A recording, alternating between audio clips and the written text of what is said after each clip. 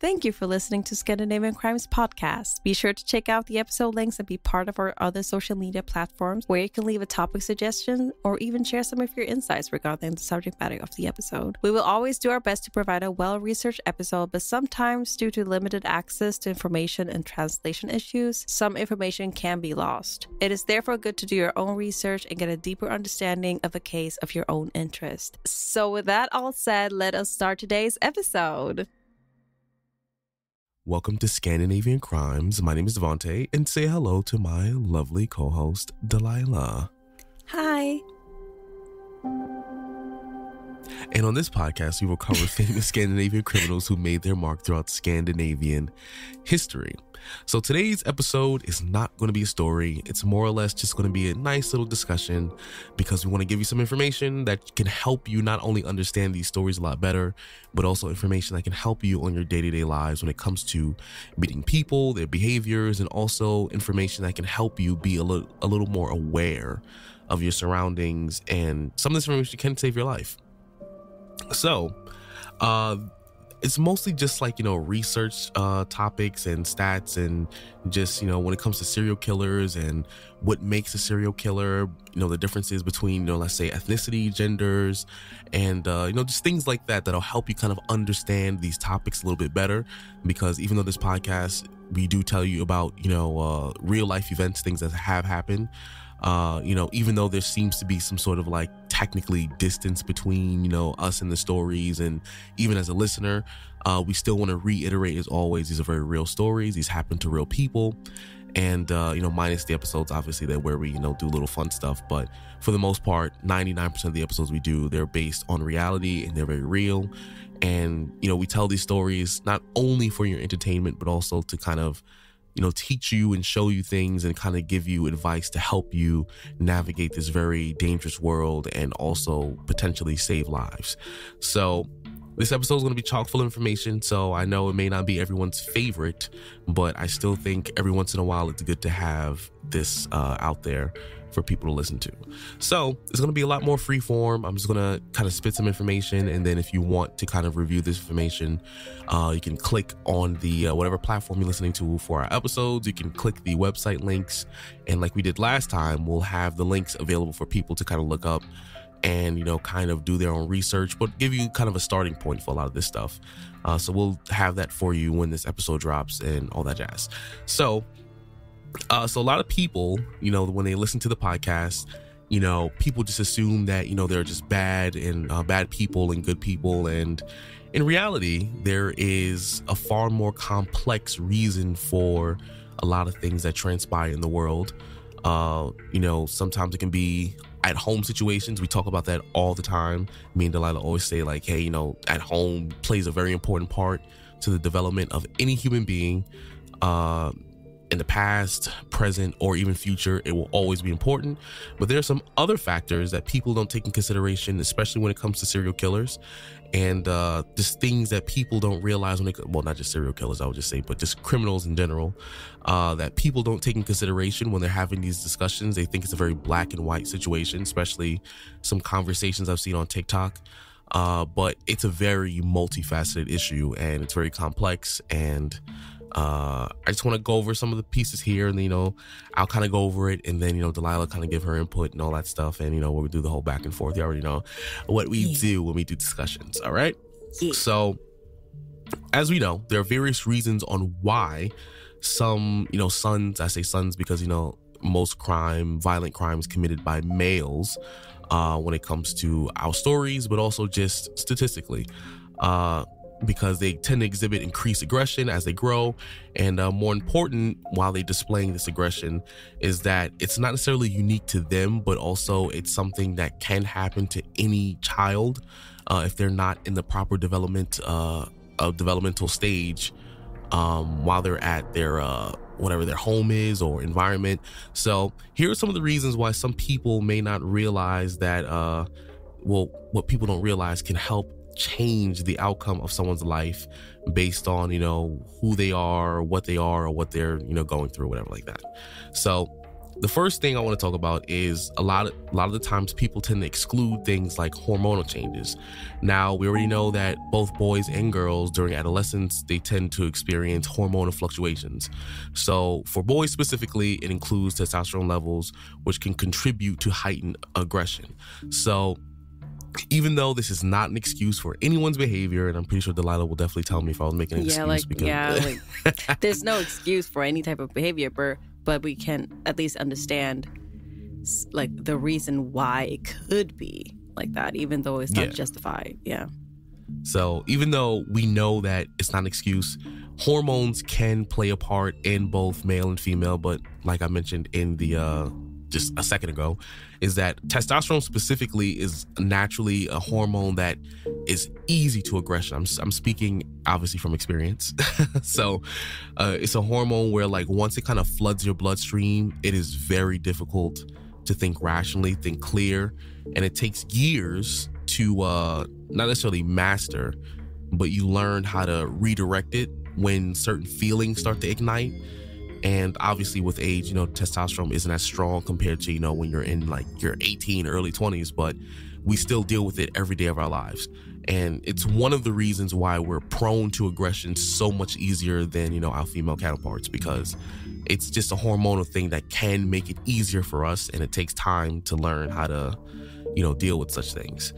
The second one, which I'm pretty sure is obvious, and Delilah but also would like definitely... how to decrease this testosterone levels is by doing some type of sexual acts in that way, and that might also be the reason why, as we have seen in previous like cases that we have mentioned, how especially when we have historically like teenage or child kind of history of these different murders or serial killers that we mentioned, they all have these sexual desires that is so intense, and also these aggression, and kind of have these rape-ish tendencies, or are raping other like kids or teenagers, and that's because like of this could be a reason that it's because of the high or increased testosterone levels during the teenage or growth or puberty. Oh wow, I said that weird, but yeah, puberty. Yeah, I was like puberty.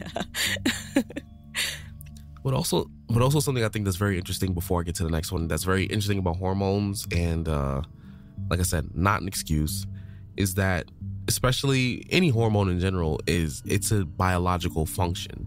So obviously it serves a purpose. You know, testosterone makes men, you know, stronger, reflexes faster, you know, all that stuff. You already know it's a biological function. Based on research. Yeah, based on, you know, like research over the course of time. Research, you know, they serve different purposes and all that stuff.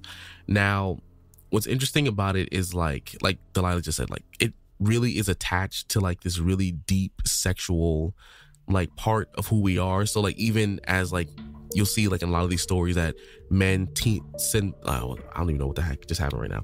Men tend to latch onto things in a more sexual way because it's one of the most primal and primary ways that we can relieve that, you know, hormonal tension within us, which is why, you know, in general, men tend to latch on to sex very much because that's the easiest, fastest, and most efficient way for us to... Almost like an obsession kind of thing. Exactly. It's like an obsession. It's like a, you know, so far it seems like it's a biological obsession where it's just like our whole world, the second we hit puberty, revolves around that. But I'll say this as well, is that with hormonal changes, you have to realize as well that even if it doesn't come out like in a sexual way or something like that, it can go into activities, which is why usually you see young boys play sports, because when that aggression is able to come out their system in a very healthy, constructive, controlled environment, it can definitely change the course of their life from being a menace to someone who, you know, went through all that and then they was able to get out their system effectively, and they can be a functioning member of society. They know how to channel that part of themselves into something that they want to do, compared to just aimlessly, you know, not having any control.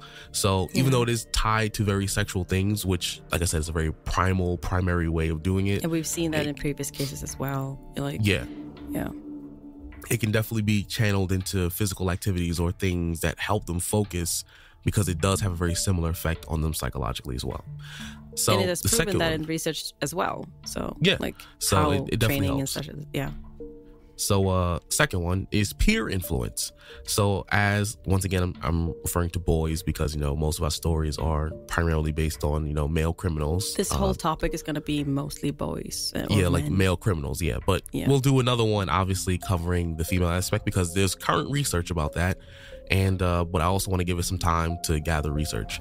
But peer influence, as boys grow older, their social circles expand and peer influence becomes more significant. If they're exposed to peers who engage in aggressive behaviors or hold aggressive attitudes, it can influence their own behavior. So many people may know this simply as a pack mentality. So you see, Yes. like, you know, a bunch of boys get together and then it seems like their IQ just drops substantially when they're together with each other because they're influencing each other. Socially, everyone has their circles and we all influence each other. But especially young adolescent boys, when they're figuring themselves out, they don't have too much of an identity. Peer influence can be very important. So parents, it's important that you be mindful of who your children are hanging around with, because it can be detrimental to your own child's well-being as well. We've covered stories like that as well, where people were just with the wrong type of person and then they devolved into like extremists or there was another one with like extremists in any type of way and form. It doesn't have to be specific about anything particular, but extremists in any way. If you're around those type of people, you will also adapt and also learn these or those type of patterns and thought processes as well. Yeah. So and yeah. you know, it applies to everyone too. So it's important, like I said, even though we're specifying to boys, just in general, be mindful who you're around as an adult. So let alone children. So And be mindful. self-aware and everything Yes. as well. But it's not as easy if you're a kid and you're very impressionable, you know? Yeah. Because, you know, you're in school and some of the people who you're not supposed to really be around, you have to be around because, you know, you're in the same school or class, Yeah. and it can suck sometimes. So it's a little more difficult, but just And be it's very mindful. interesting about that, you know, about this pack mentality, because like humans, like it's like thing we humans have, and it's like I read some research about that as well, how the mentality of like being in a pack, like humans can't handle being isolated, and the epidemic is proof of that. Like people, even though if you're introverted and everything, it doesn't, like you still feel better if you are with somebody, like with meeting a friend or being in a friend group or being with family or something. Yeah. And it has shown that it have helped mental health a lot. That's why many people during COVID, when you were isolated and stuff, many was not feeling too good. And, you know, so I've seen some research about that as well. And I thought it was very interesting how it also affects, like, you humans need each other in a way, but also you have to be mindful of who you're with, because that will also change you in a way that might not always be positive and good for your mental health either. So that's, be mindful out there, people, children, everyone. So the next one, in my opinion, and I'm pretty sure Delilah might agree with me, I think is one of the biggest issues for a lot of criminals, serial killers, just people, even I would say men in general today, is socialization and gender norms. So Yes. This one says boys are often socialized to be tough, assertive, and competitive, which can sometimes lead to the expression of aggression as they try to conform to societal expectations of masculinity. So this one I think is very important, especially it's very relevant because, you know, I'm pretty sure everyone is on Facebook, Instagram, TikTok, YouTube. You see them videos, like, as they would say, what, red pill. A lot of the time, a lot of boys are taught that you have to be a certain kind of way, super stoic, assertive, you know, you have to be like this manly man, and it can be very detrimental, especially to a young boy, because one thing I've learned actually personally as well in information online is that boys actually come out the womb very expressive emotionally as babies, but then by the time they get to like even as young as 20, they're already like taught that their emotional range can only exist within a certain bubble. And I think the whole socialization and gender norms things is obviously something that's been around for hundreds and hundreds of years. And it's so bad to the point it's not only reinforced by other men, but it's also being reinforced by, you know, some other women as well. And it's something we all have to deal with. It's social, like it's society norms. So. Yeah. So as a society, yeah, everybody's doing it. Yeah. And this plays and also the biggest part. The same things applies to women as well. But like these are norms that have been existing, and even though people are trying to change it and fighting for it, it's still there, and it's still affecting men and other people as well, obviously. But you know, we're gonna focus on men today. Yeah. So this is, for me, I think this is like one of the biggest issues, because we're still dealing with we're in a transitionary period right now where there are a lot of men and women who think like, you know, men should be how they've always been. But then you have a lot of men and women as well who think like we need to do something different because people are getting killed, they're dying. It's toxic, yeah. It's toxic. It's toxic mentality and behaviors. Yeah, and we're trying to figure out where that balance is, you know, if there is a balance, or, you know, getting rid of it altogether. There's a whole huge discussion about it. But this is one of the primary driving forces behind a lot of what's going on with a lot of these cases, where, you know, just the case with what was the part 1 and part 2 case that we just did? Kjell-Åke. Yeah, like for example, he grew up in an abusive home, and at the time when he was growing up in this abusive home, it was so normal. You know how many parents would abuse their children during those point in times, to the point like laws had to be made because of societal norms and quotes. And but like, Kjell-Åke is really a good example, honestly, because like most of the points that we mentioned, like you can apply that to Kjell-Åke basically, and how his childhood and teenage years and everything are affected by gender norms and, you know, the influence of everything, you know, him being deemed weird, and then he got isolated, and you know, the hormonal changes, him trying to, like, all of these things are very applicable on Kjell-Åke, for example, if you're going to use him as an example for this, for the things we mentioned. So yeah, it sucks, honestly. Yeah, it does. And that's why I wanted to do this episode specifically, because obviously I'm going to have a general point at the end of this episode, but just wanted to go through each and everything. So the next one is frustration and anger management. So this one, we all know a lot of boys are challenged with this. I myself even at one point was very challenged with this. So as boys, we face various challenges and frustrations in life. They may struggle while managing with their emotions effectively, leading to aggression as a way to cope or assert control. So it kind of ties into the, you know, the socialization, gender norms kind of thing, but it's more specific, where we're never really taught how to deal with our emotions, you know, even myself. It's interesting because my dad wasn't like that. You know, he very much was, you know, hey, like, you know, it's okay to express your emotions. But I can admit, you know, my mom was very much like, hey, don't cry. And I think, you know, as a boy, it's tough hearing because of the gender norms and Right. So it's tough hearing that, like, okay, yeah, I gotta manage my anger. And as a guy, you think managing your anger is just suppression, you know, just not dealing with it at all.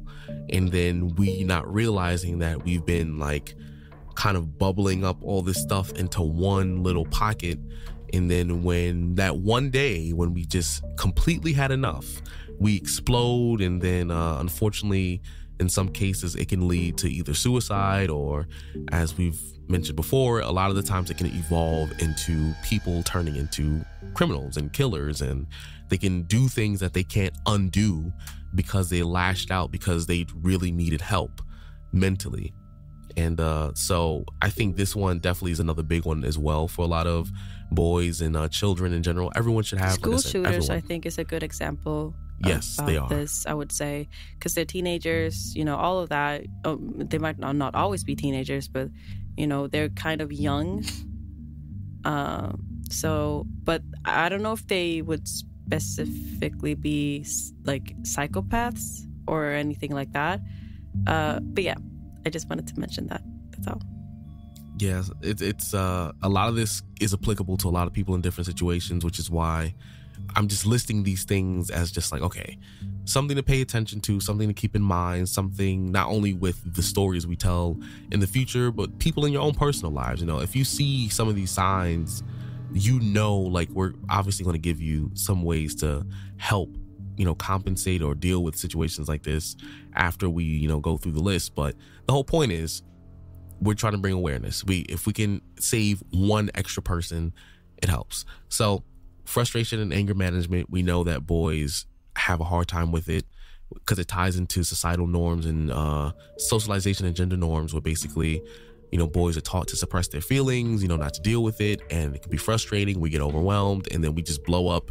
And then sometimes that blow up can cause boys to deal with or do things that can be permanent and can't be undone.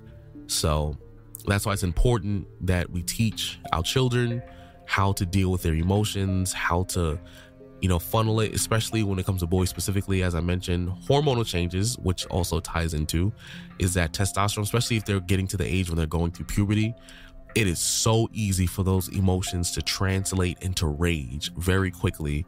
And it's not like they're trying to, it's unfortunately just, it's so easy for us. And we need to teach our kids how to deal with it so that way we can prevent future problems and also just make well-rounded human beings who will be an upstanding citizen for the planet and help, you know, move us into this more, I would say, utopia-like state of being, because we know how to communicate and express ourselves better.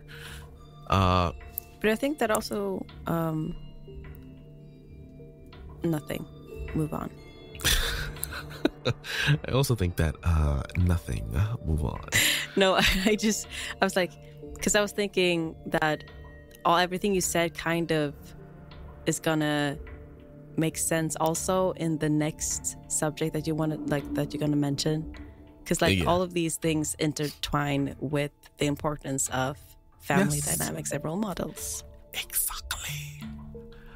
So as Delilah mentioned before I got a chance to, family dynamics and role models. So the family environment and relationship dynamics within the household can significantly impact once again, son's behavior.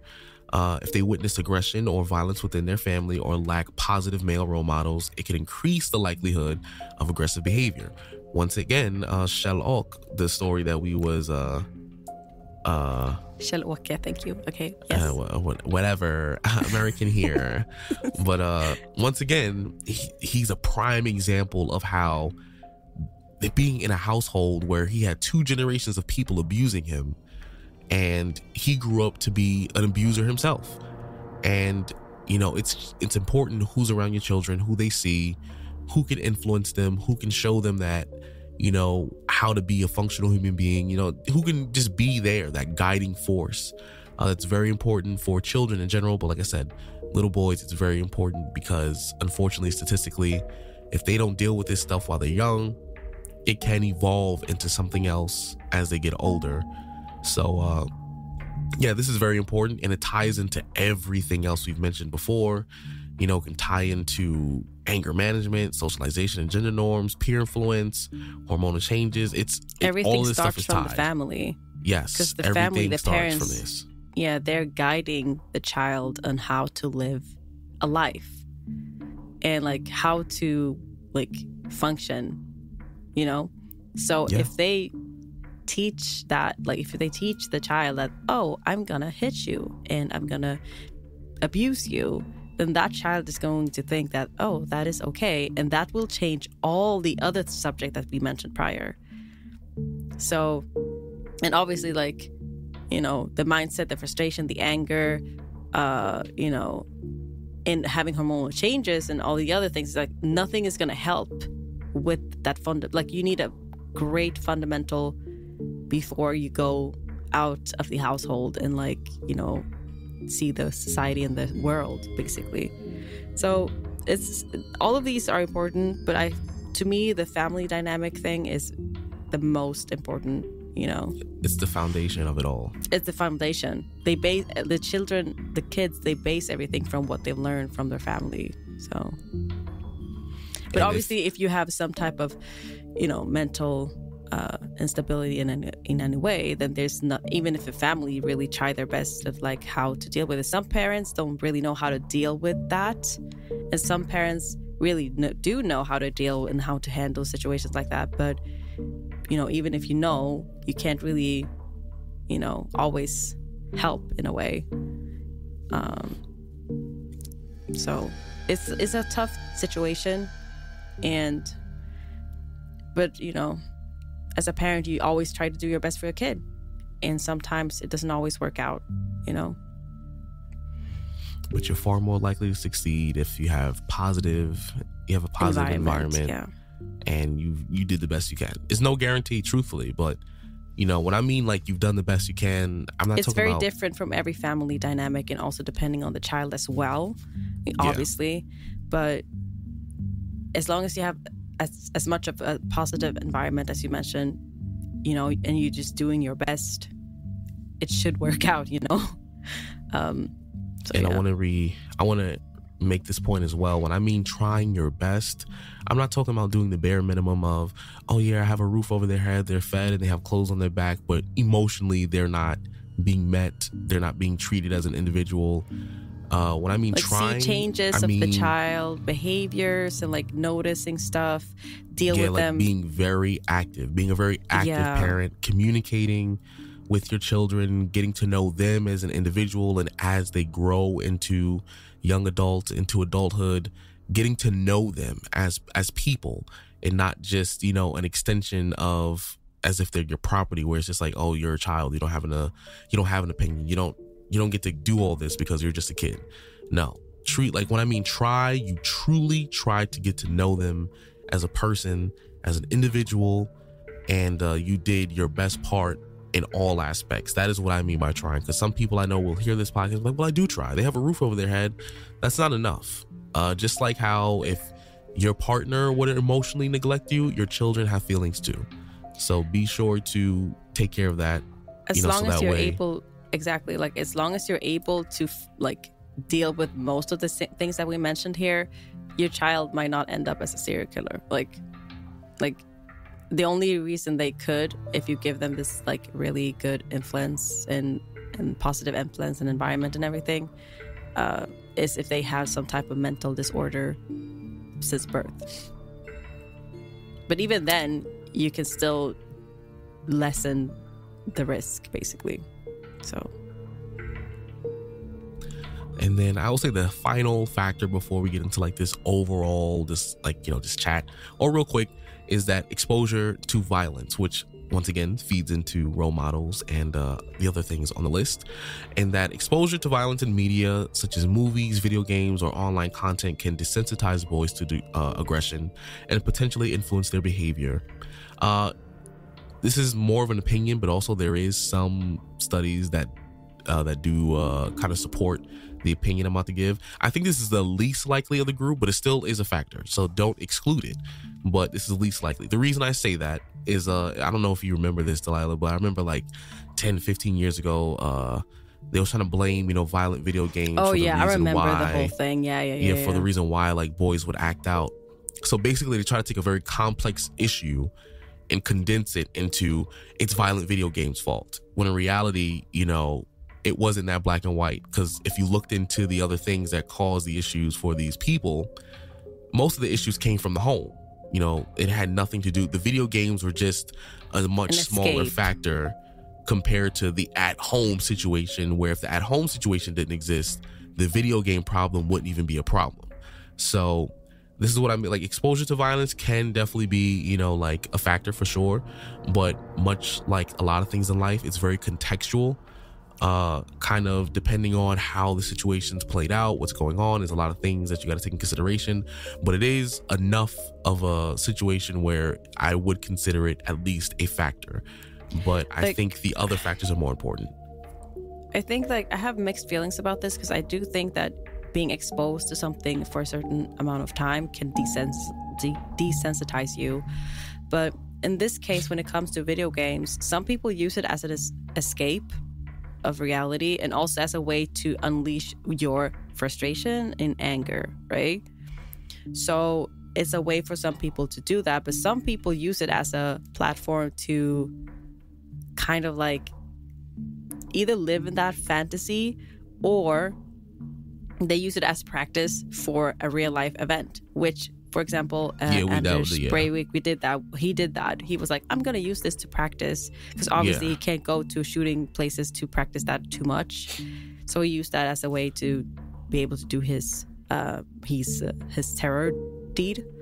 I would say for that so one like specifically, I have mixed feelings about it, but like I don't think as we said before, if you're able to deal with most of the issues we mentioned, gaming in itself is not going to be the issue, or the things, the movies and everything showcase is not going to be the main issue. It's the rest of the things that might enhance this to become an issue, if that makes sense. Yeah, that's basically what I was going to say. But after hearing all of this, there is also just some things I want to mention to you guys. It's a little longer the way I wrote it down, but I'm going to kind of condense it. So despite what you may see online and all that stuff, when it comes to behavioral issues, it is a far more complex issue than people realize. So it's not one thing that's causing, a group of people to act a certain kind of way. There tends to be a ton of stuff that can influence people's behaviors, people's perceptions on issues and aggressions, hormones, genetics. There's so much stuff that plays into what causes this stuff. So despite what you may see on social media, despite they saying like, hey, I'm just giving an example, by the way. Some people may say like, hey, red pill community is destroying men, for example. That may be a factor, but there are other things that are very much wrong that need to be fixed that unfortunately is just enhancing what's going on with the community maybe. So basically don't try and condense, a very complex problem into a very simplistic way of thinking. It's very complex. And also you're doing society a disservice by trying to, just brush off the problem by making it something simple when in reality it's super duper complex. And you don't want to make people feel like they're not being heard or understood, because then that's what evolves the issue into being a far worse situation. Also, as well, when it comes to the U.S. specifically, I don't know about over there in Sweden, but there's also been looks into, alternative forms of therapy as well, because there has been, I think there was in the first season, there was like a case or two where, I don't know if it was a rapist, I forget which one. Even season? Right now, we've done so many cases where they actually did seek help, not like they themselves, but the parents like did some sort of actionable. Oh yeah, the system steps. failed them. I forget which one it was, but I'm using that just as an example to make the point that at least in the US, they say like a lot of therapy styles are not catered specifically towards how, I guess men like to deal with their emotions. And I'm not talking about like suppressing. I'm talking about, just we have a different perspective on how we deal with things, and, everyone's different in general. But unfortunately, because of the societal norms, therapy is not properly catered towards the male population, which is why unfortunately a lot of men don't go to therapy because they're not getting the emotional stuff they need out of it. And unfortunately you can end up with, like I said, once again, plenty of situations where they go to therapy and they feel like it doesn't do anything for them, so then they go back to the norm of suppressing their feelings. So this is something we're actively trying to raise awareness about as well, so that way we can get people the help that they need, because this is something that is being looked into as well. Like I said, more specifically the US, but I'm pretty sure there's been through some cases. I do remember there's a couple where they did go and try to get help, but the system kind of failed them. Yeah, exactly. So we have went through that like a couple of times in some cases when we have that information. So yeah. So that's just stuff like that you have to take in consideration when you're dealing with these sort of issues and problems. But that's pretty much what I really wanted to say, because in terms of everything else, it's just reiterations of the talking points we made earlier in the podcast regarding like social norms, traditional gender roles, and just because all of them structures. just intertwine with each other. They all affect each other. So if people are being aware of this and try to see the problem and solve these issues in the different subjects that we mentioned, then we're not saying that, oh, then you can avoid being a serial killer. It's more like, just being aware for yourself, and that would just basically just help anybody, this information. So right. I think that this topic in itself is very important, and to be able to deal with one's emotions and understanding of oneself. So yeah, I think this was a very giving and educational topic. I learned at least a lot from it. And I will say once again, this is not to target men. I myself am a man, born a man. And this is not to target. What are you doing? What? I'm just kidding. I was joking. Oh, okay.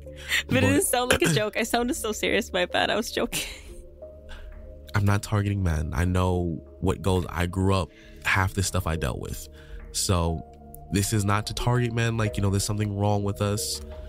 We just have to learn how to deal with our emotions properly, and just overall just be a little bit better and more responsible about our own well-being. And you don't have to do it for anybody else, but just do it for yourself. It's okay to be emotional. It's okay to ask for help. If you need help, ask for help. Yes, that's all I wanted to say. Because I know I'm pretty sure we do have a decent male listening and following for the podcast. So I'm pretty sure there's somebody out there who you're hurting or you're dealing with stuff, and I don't want you to deal with that in a way that can possibly hurt yourself or others. So go get help. I'm like I said, all this stuff, whether it be therapy, reaching out, talking to a friend, just take the first step of dealing with it in a more emotionally responsible way, as I would say. And it may take some time, it may take some effort, but I'd rather you be here next week or, being able to freely listen to our podcast, a month or two from now than, you not be here or you be behind bars or because of something that you needed help with. So I'd rather, hear back from the comments than, somehow you're unfortunately in a situation where there's no going back. So this is just, kind of my expression of like, hey, if you need help, go get it. This is kind of like my show, kind of giving good vibes and love. But of course, we have to offset the episode with some lovely, lovely, delicious food. And because of Delilah, I have been craving some nice Indian food. Like I can do some chicken. Yeah, let's go. I was not about to say that, tikka but masala. Tikka masala. Okay, no, I'm just like, we can say other things as well. I'm into like this dish that's like a paneer with like I think it's like spinach and stuff, but I love that. It's so freaking good. I don't know what the name of the dish is, so everybody out there who knows food is gonna hate me now because like I forgot about the name. Either way, that's not what I wanted to say. I wanted to say like a comfort food because we talked about heavy stuff today. So comfort food for me is like lasagna. So that's what I wanted to eat. But I'm not mad about what you want to eat though. I'm into that stuff too. I can eat both. It's gonna be weird taste in my mouth, but like I'm down for that. So let me see. I want some lamb. Like that's what I really want. Some nice, that's good, juicy, succulent lamb. Let me tell you. Before we officially wrap up, this is years ago. I used to go to this church. Right. This was like when I was like maybe like 14. And sometimes at the church they'll have like dinner after church. They'll do that sometimes. And there was this one time they had lamb, and that lamb was so good. And I was just like, damn, I didn't even know lamb could taste that good. And if you can cook it, it's really good. If you know how to cook it, it's really good. Yeah. It just holds moisture so well and flavor. I was just like, ooh, just had to go there for a second just to really, get myself going. But I love you guys, and I appreciate if you listen to the episode. Like I said, a lot more freeform, and be safe, be healthy. Around this time Screw of year, society and societal norms. We could do this. Let's change the world. Dismantle the establishment. Screw the system. Okay, don't screw the system, but you know what I mean. Yeah, you know what I mean. Just be happy, healthy people. Let's break all these norms and let's just vibe, man. It's too much. Let's just vibe. Good vibes only. Peace out. Have a good day. Word. Stay safe. Bye. Bye.